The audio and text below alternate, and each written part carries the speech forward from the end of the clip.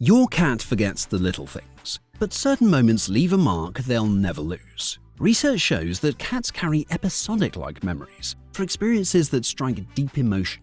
These are the acts that will stay with your cat for a lifetime, shaping how they'll remember you long after their whiskers turn white. Number 1.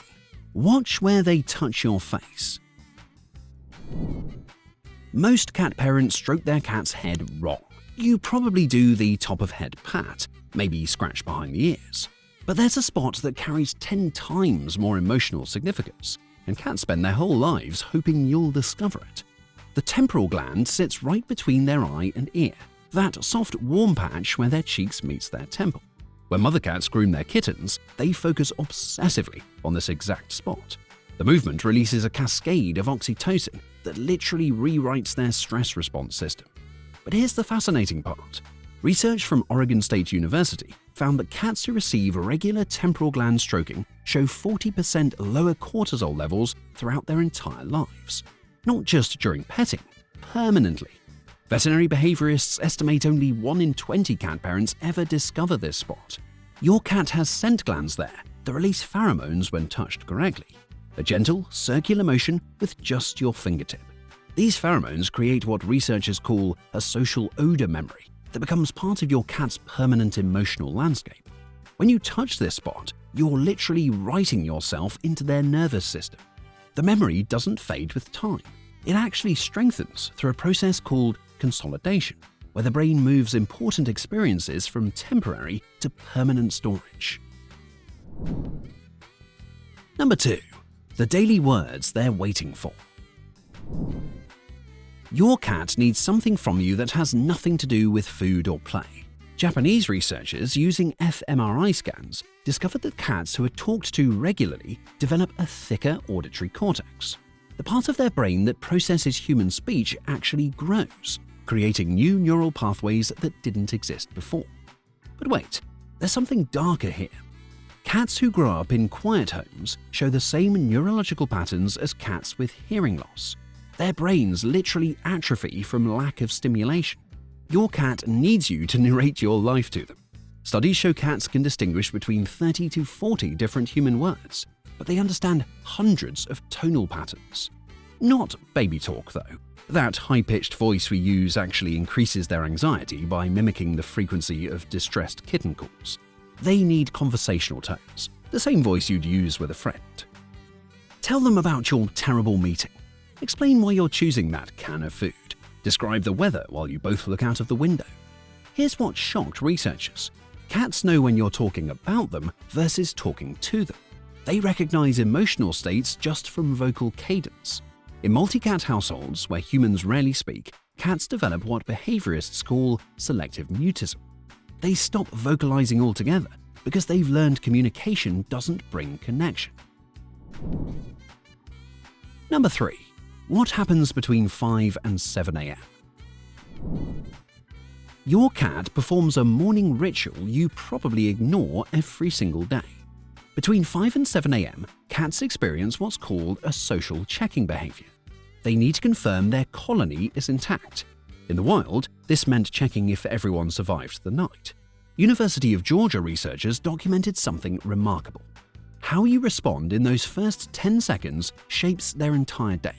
Cats who receive what they call morning acknowledgement, just a few short words, a slow blink, a gentle touch, show dramatically different behavior patterns for the next 16 hours.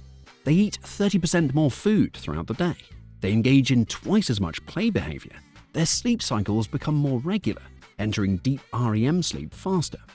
But cats whose morning check-ins were ignored, they showed increased hiding behavior, decreased appetite, and something heartbreaking. After an average of just 12 days of being ignored during morning checks, cats stopped performing them altogether. The neural pathway that drives this bonding behavior actually begins to prune itself through a process called synaptic elimination. Your cat's brain literally stops expecting connection. The acknowledgement doesn't need to be elaborate. You don't even have to get up. A mumbled good morning, a stretched out hand, even just opening your eyes and making eye contact. These tiny gestures activate their attachment system for the entire day ahead. Number 4. The signal most people miss. Every cat has a breaking point you've probably pushed past hundreds of times without realizing the damage you're causing. Cornell University's Feline Health Center discovered cats have what they call a petting threshold, a neurological limit where pleasure turns to overstimulation. Watch for these signals: tail flicking, skin rippling, ears rotating backward, shifting weight, or dilated pupils. These aren't mood swings. Their nervous system literally cannot process more touch without triggering a stress response. The mechanoreceptors in their skin become overwhelmed, sending alarm signals to their brain. When you respect these signals and stop immediately, something profound happens neurologically. Their brain releases GABA, a neurotransmitter that reinforces trust pathways. They learn you're safe precisely because you stop. This creates what researchers call predictive comfort. Your cat's nervous system actually prepares for safety when you approach.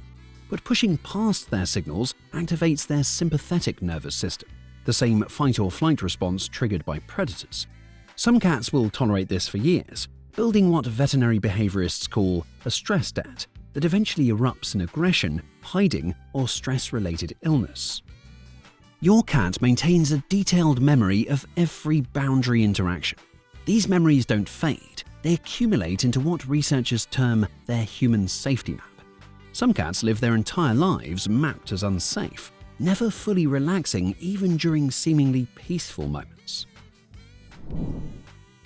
Number 5. How you leave changes everything.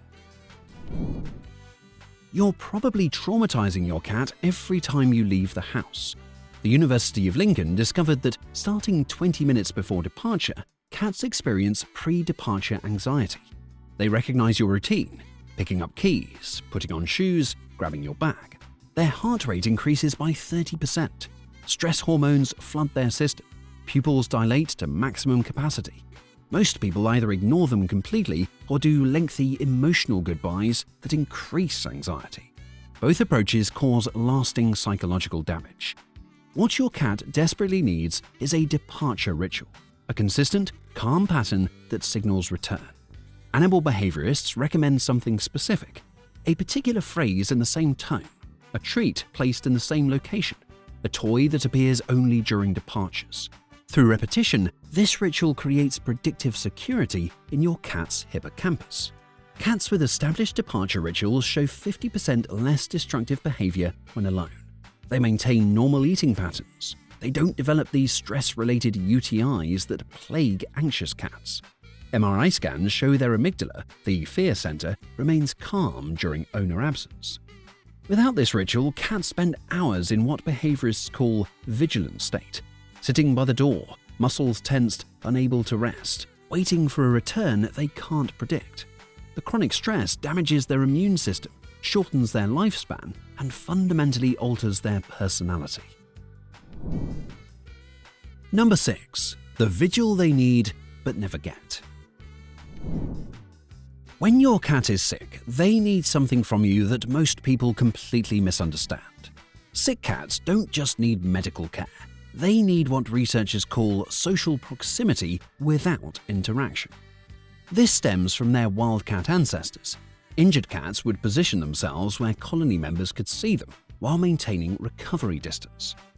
University of California, Davis found that cats who receive appropriate illness vigil show measurable differences in recovery.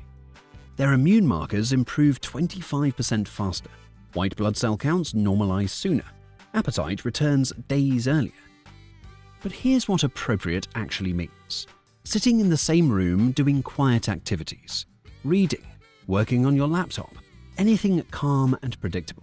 Not constantly checking, not forcing interaction, just being there. The presence of their bonded human triggers the release of immunoglobulin A, an antibody that fights infection. Your silent company literally strengthens their immune system through a process called psychoneuroimmunology. Some cat parents think leaving sick cats alone helps them rest. The opposite is true. Isolation during illness triggers abandonment stress, suppressing immune function and delaying healing by up to 40%. Your cat will likely only be truly sick a handful of times in their life. These moments become core memories, inscribed in the limbic system, where emotional experiences live forever. Number 7.